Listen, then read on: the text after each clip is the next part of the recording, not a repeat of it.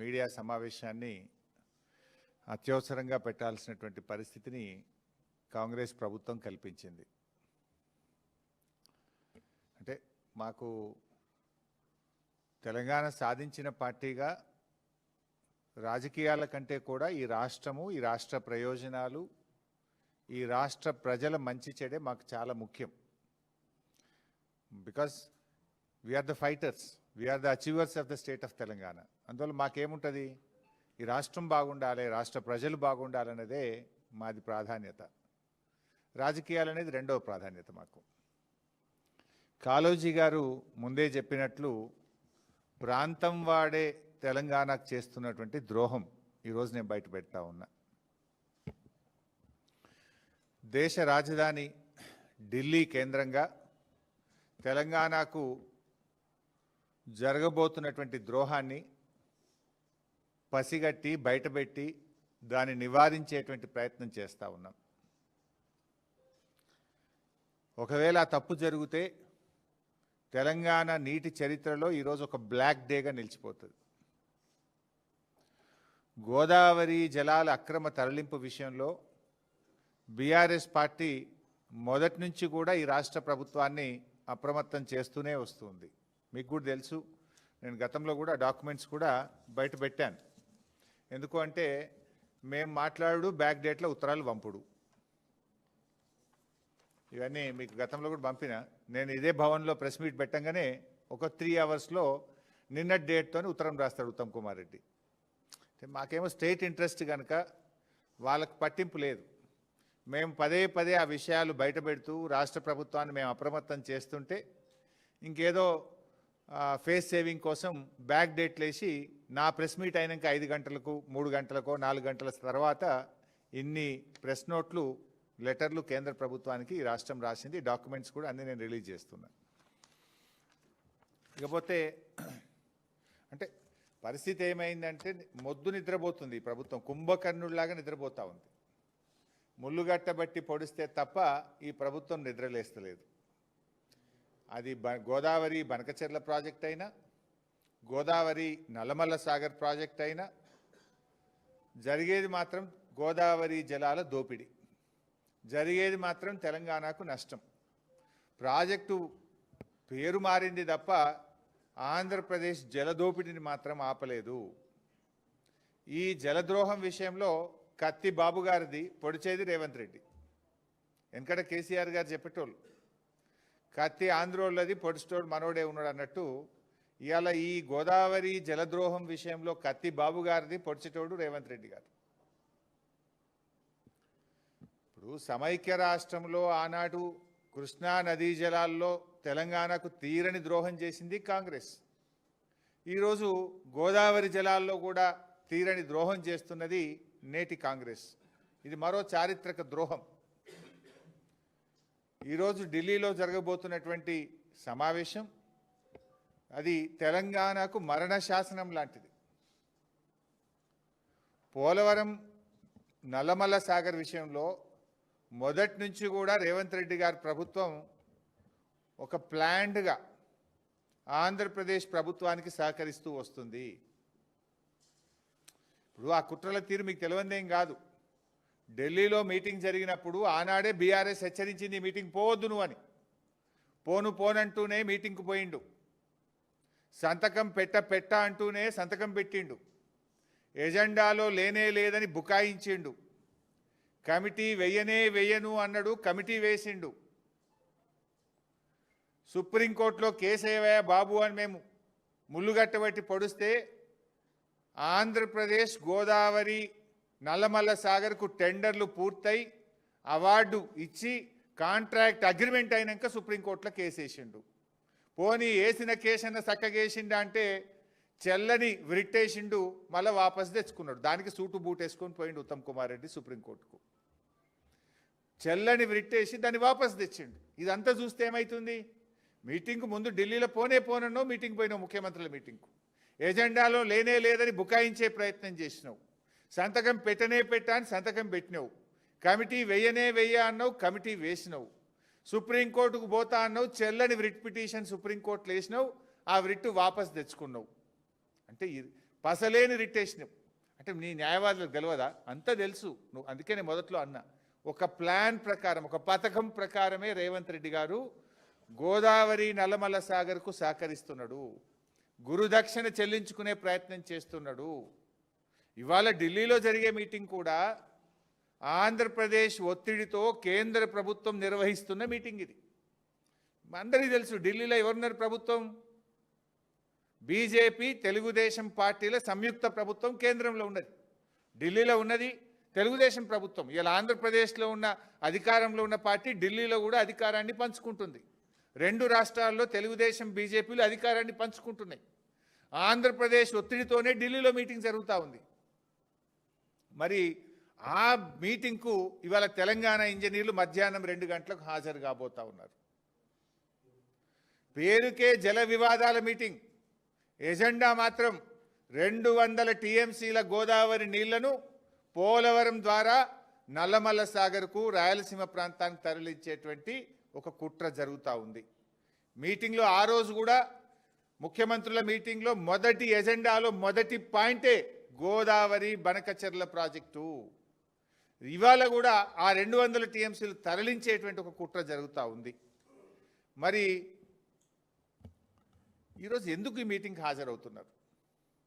ఇప్పుడు మన రాష్ట్రం నేను లాస్ట్ టైం కూడా హెచ్చరించిన, అసలు ఈ కమిటీకి మీరు వేయద్దు, ఈ కమిటీకి ఒప్పుకోవద్దు అని చెప్పి నేను ఏ రోజంటే 30 డిసెంబర్ 2025 రోజు ఈ తెలంగాణ భవన్లో ప్రెస్ మీట్ పెట్టినా. 30 డిసెంబర్ 2025 నువ్వు మీటింగ్లో పోనన్నావు, మీటింగ్ పోయినావు, ఎజెండాలో లేదన్నావు, ఎజెండాలో ఉన్నది, సంతకం పెట్టా అన్నావు, సంతకం పెట్టినావు, చెల్లని కేసేసినావు, రిట్టు వాపస్ తెచ్చుకున్నావు, నువ్వు మోసం చేస్తున్నావు అని ఈయన దొంగతనాన్ని అంతా బయట పెట్టినా.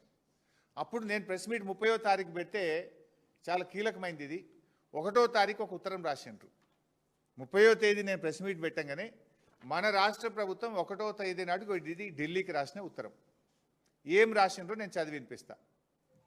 30 నాడు నేను తిట్టినా, ఇది రాష్ట్రానికి ద్రోహం చేస్తున్నావు, ఇది అన్యాయము, అసలు నువ్వు మీటింగ్కి ఎట్లా పోతావు, నువ్వు ఎజెండాలు ఎట్లా పెడతావు అని ఈ ప్రభుత్వాన్ని మొత్తం బండారం బయటపెట్టి వీళ్ళు చేస్తున్న ద్రోహాన్ని రాష్ట్ర ప్రజల ముందు పెడితే 30 నాడు ప్రెస్ మీట్ పెడితే 1వ తారీఖు నాడు ఇగో ఇది ఢిల్లీకి రాసిన ఉత్తరం. ఈ ఉత్తరంలో ఏం రాసిండ్రో నేను చదివి వినిపిస్తా.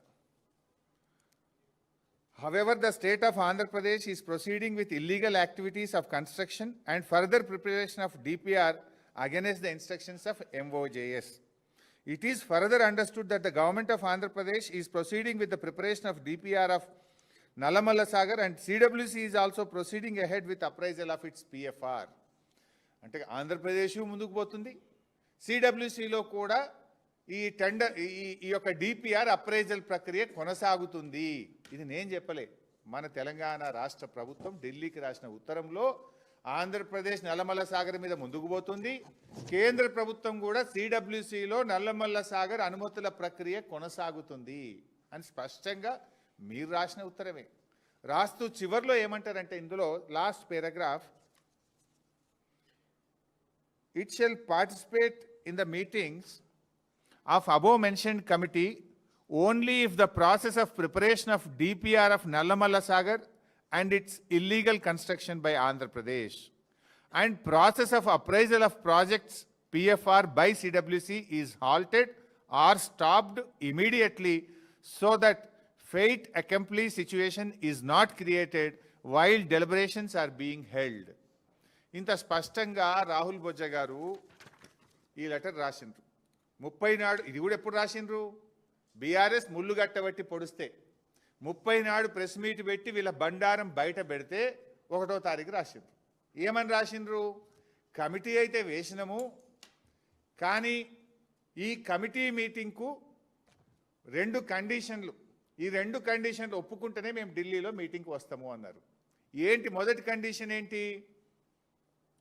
మొదటి కండిషన్ ఏమో ఆంధ్రప్రదేశ్ ప్రభుత్వము నల్లమల్ల సాగర్ డిపిఆర్ తయారీ ప్రక్రియను వెంటనే ఆపాలి, ఫస్ట్ కండిషన్. రెండవ కండిషన్ ఏంది? కేంద్ర ప్రభుత్వం సెంట్రల్ వాటర్ కమిషన్లో నల్లమల్ల సాగర్ అనుమతుల ప్రక్రియను తక్షణమే ఆపాలి. ఈ రెండు కండిషన్లు మీరు ఒప్పుకుంటేనే ఢిల్లీలో మీటింగ్కు వస్తాము అని రాహుల్ బొజ్జా గారు మన రాష్ట్ర ప్రభుత్వము ఈ ఉత్తరం రాసింది.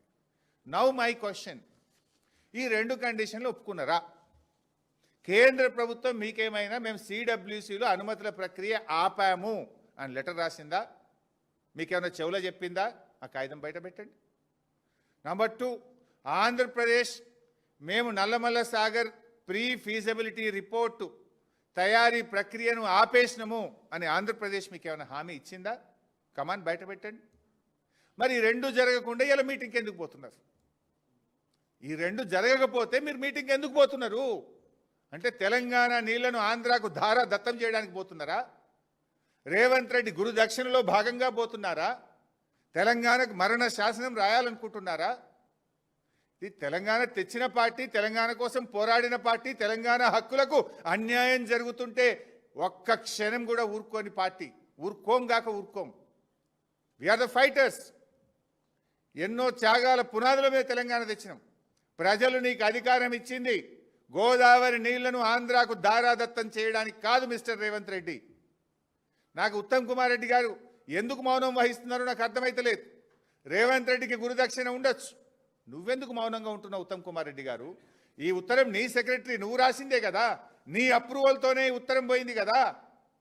మరి ఈ ఉత్తరం రాసిన నువ్వు ఎటువంటి హామీ లేకుండా, కేంద్రం నుంచి ఆంధ్రప్రదేశ్ నుంచి హామీ లేకుండా ఎందుకు పడి పరిగెత్తి ఢిల్లీ మీటింగ్లో పాల్గొంటున్నారు? ఇంకా బాధ కలిగే అంశం ఇక్కడ, చాలా కీలకమైనటువంటి అంశం. ఈ మీటింగ్కి ఎవరు లీడర్? ఎవరు? ఆదిత్యనాథ్ దాస్. ఎవరిని తోలుతుండ్రు వీళ్ళు? ఆదిత్యనాథ్ దాస్ని తోలుతుండ్రు. ఎవరు ఆదిత్యనాథ్ దాస్ మీ అందరికీ తెలుసు. ఒక చిన్న ఎగ్జాంపుల్ చూపిస్తా.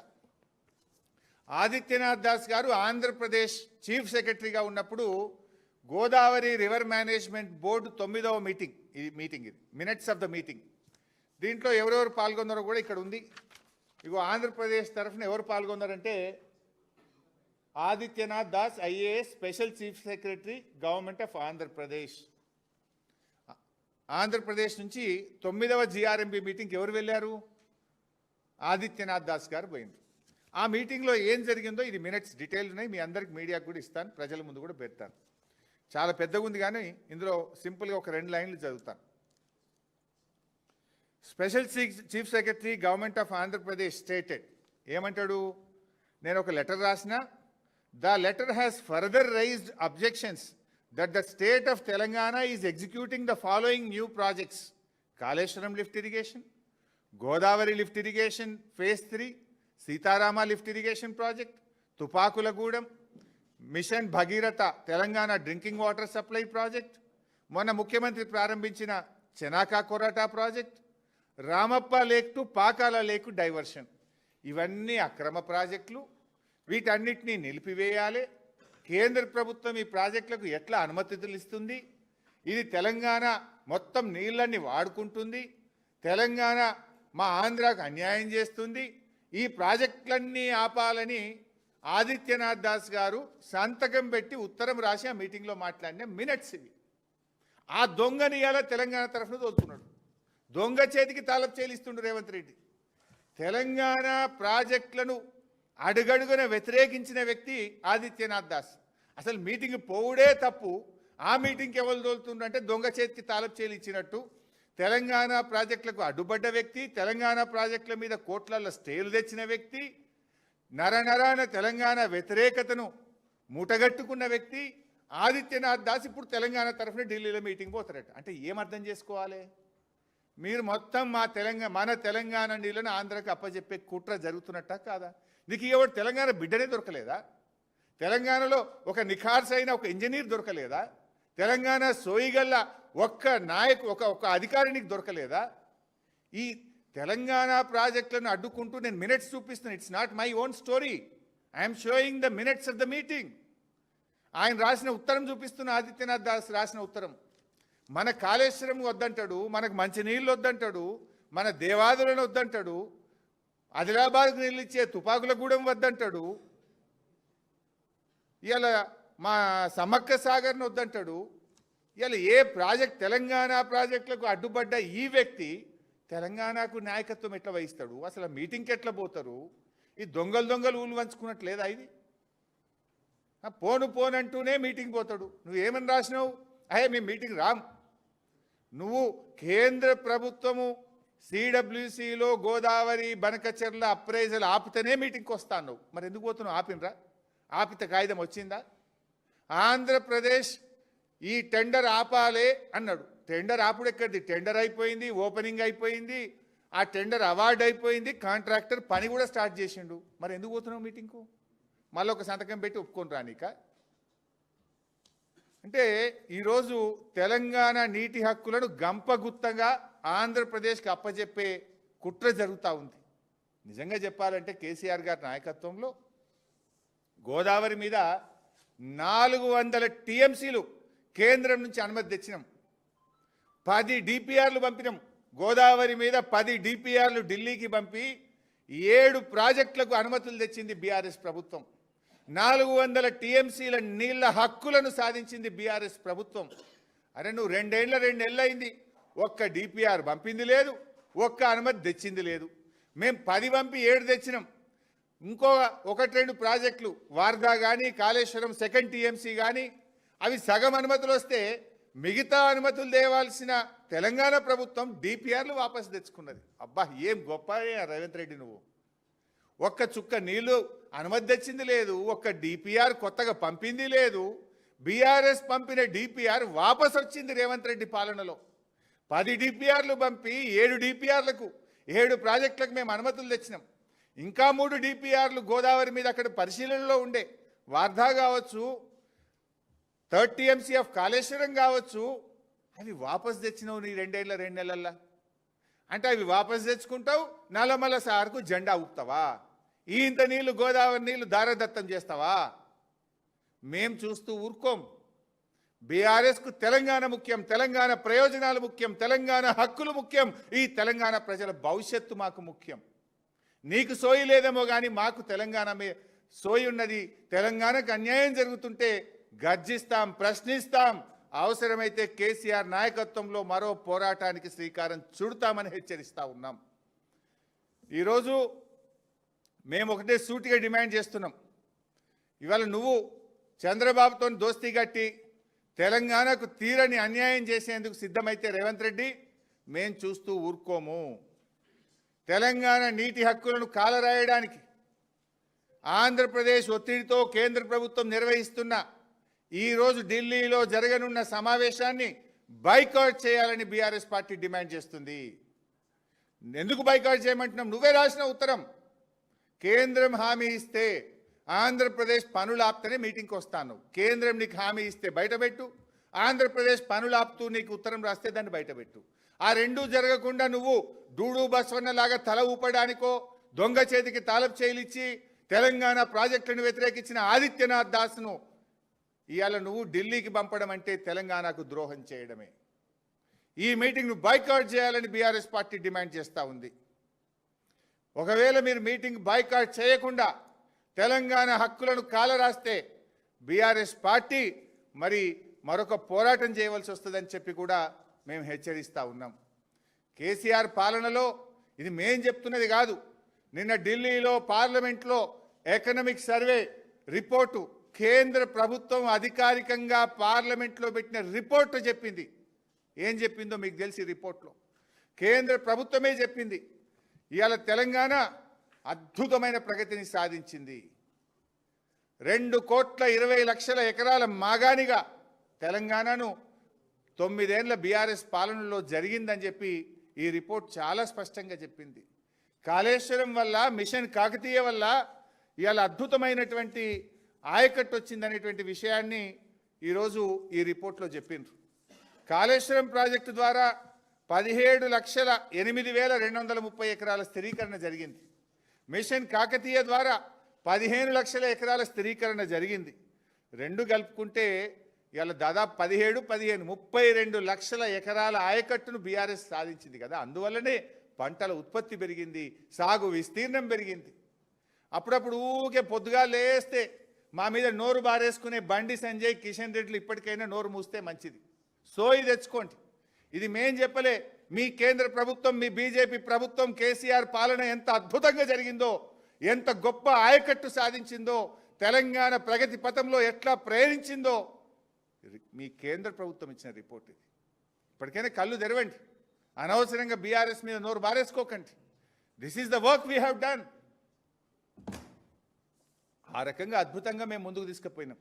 కానీ బాధ కలిగేది ఏంటంటే మేమేమో నీళ్ళు ఇచ్చే ప్రయత్నం చేస్తున్నాం, రేవంత్ రెడ్డి ఏమో నీళ్ళు ఇచ్చిపెట్టిండు, ఆంధ్రాకు నీళ్ళు ఇచ్చే ప్రయత్నం చేస్తుండు.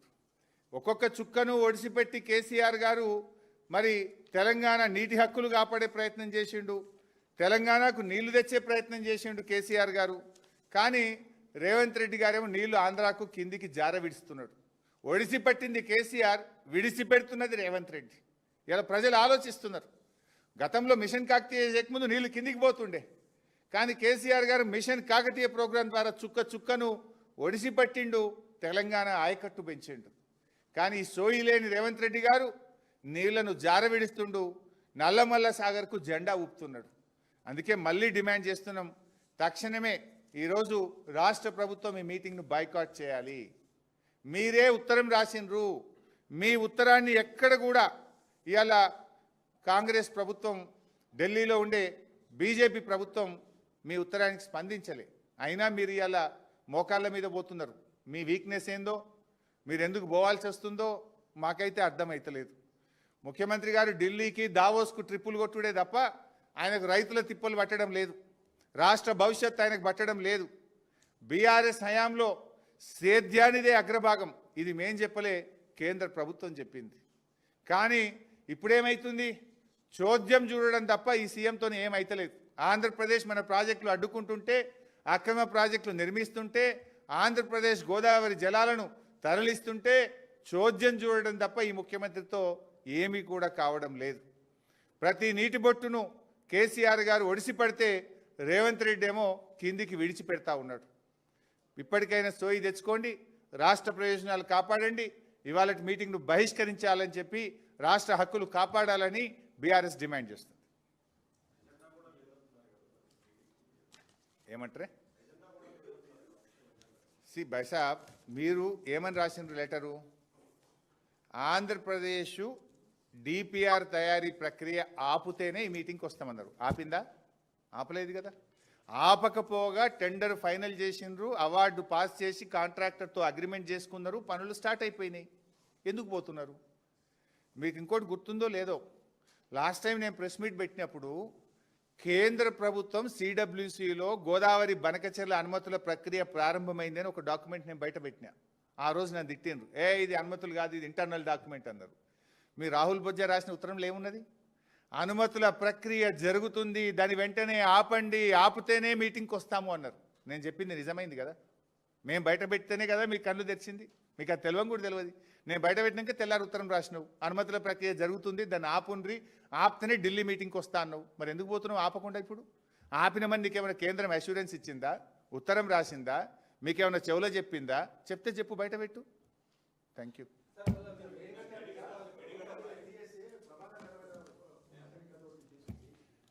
దాంట్లో ఇంకో మాట కూడా స్పష్టంగా చెప్పింది, తక్షణమే మరమ్మతులు యుద్ధ ప్రాతిపదికన చేపట్టాలని కూడా రాష్ట్ర ప్రభుత్వానికి చెప్పింది. 2 నెలల నుంచి ఎందుకు మీనవేశాలు లెక్క పెడుతున్నారు? Thank you. देखेंगे भाई, अब 2 बजे मीटिंग है, ये लोग जाता है नहीं जाते, मैं तो बोला गए तो क्या करना है हम सोचेंगे, नहीं गए तो